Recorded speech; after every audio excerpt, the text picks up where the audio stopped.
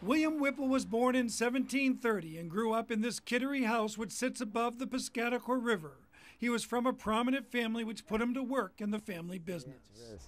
He went to sea when he was 12 and worked his way up since his father, William Whipple Sr., was a ship owner from Kittery. William went into business with his brother Joseph and they were successful. However, William was not adept with the ladies. 91-year-old Constance Heron, who once lived in Whipple's childhood home, told me the local story about how William once got left at the altar. So William went up, and there's all her finery all laid out, but she's sitting in a rocking chair, just calm as could be. And he said, "Are you going to get ready to be married? I'm going to be married." And she said, "No, I'm not going to get married today." And he said, "Well, it's today or never." And she said, "Well, I guess it's never." His cousin Samuel Moffat got William into trouble. Samuel was a poor record keeper, drank, and gambled. The result was a creditor named Livius knocking on the door. William took Samuel to the Caribbean to protect him from Livius. Well, because there was a law that was still on the books that said that anybody who took someone out of the colony had to post a bond, basically to cover their death. This prompted major events in William's life.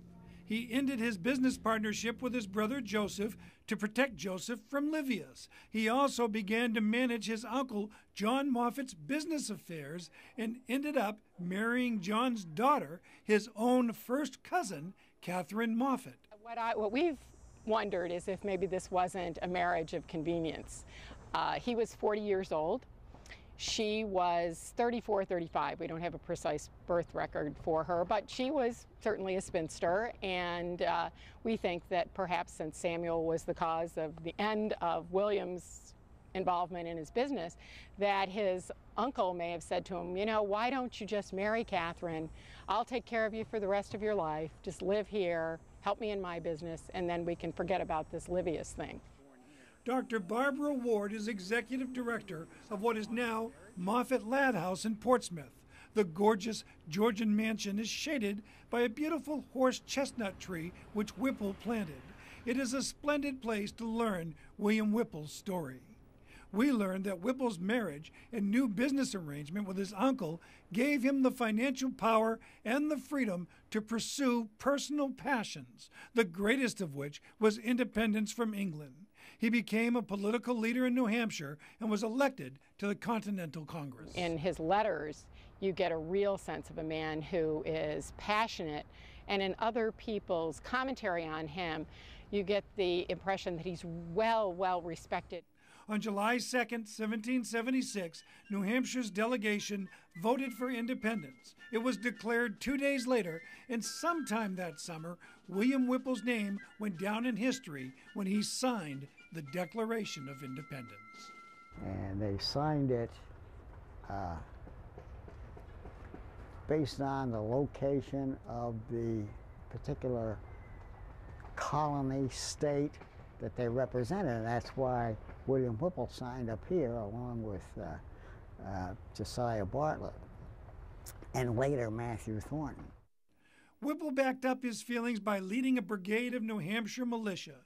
He arrived at the Battle of Saratoga late, but was able to participate in an artillery barrage and was one of the 3 chosen to negotiate the surrender of England's skilled general, Burgoyne. The victory was key to American independence. Andy Melville is a museum director. The victory by the American cause brought the French in to formally support. Prior to that time, the French had surreptitiously been providing supplies. Although the Declaration says that all men are created equal, Whipple at least once dealt in the slave trade. He also owned a slave named Prince Whipple, who served as his manservant and accompanied him to war. William changed his opinion on slavery and freed Prince in 1781. Like many other people at the same time, they realized that their rhetoric showed what hypocrites they were. I mean, they realized that enslaving other people was not right. And so I think that absolutely Absolutely. And some who had seen the slave trade firsthand became its greatest opponents, too. Whipple eventually left his military command and also retired from Congress. He became a highly respected judge in New Hampshire, but was plagued by heart problems. He died in November of 1785 at the age of 55.